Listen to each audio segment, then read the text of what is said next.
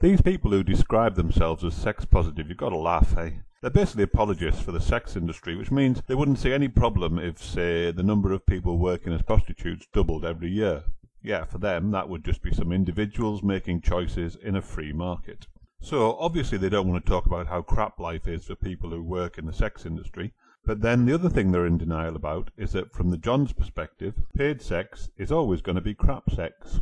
One thing it's not going to be is a positive experience.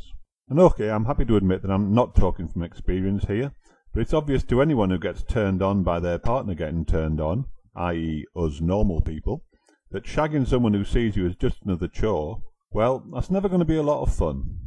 I mean, to take just one example, I saw this interview with a prostitute who said she'd never had a condom come off because she made a point of always holding it on for the whole session. So there you go. He's doing whatever he does to try and get off, but all she's focused on is making sure none of his mess gets inside her.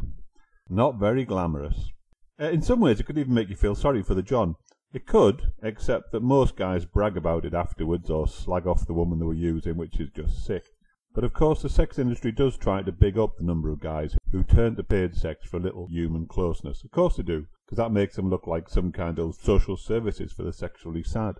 In reality though, there are very few Johns who can keep up that level of self-delusion. There will be a few, given that self-delusion is something we humans are very good at, but it's far more plausible that the contradictions of paid sex will bring out a much nastier side of human nature, the side which makes the connection between sex and degradation.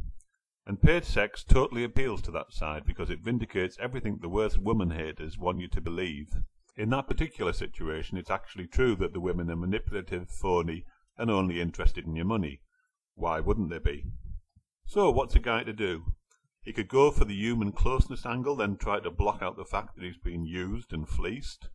Or he could turn the tables and activate the reptilian part of his brain, the part that sees sex as about abusing and degrading the object of his desire. Basically put himself back in control.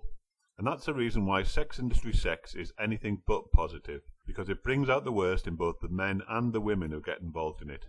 So it's a social phenomenon because it's a simple fact that an expanding sex industry is inevitably going to churn out more and more sick attitudes and damaged people.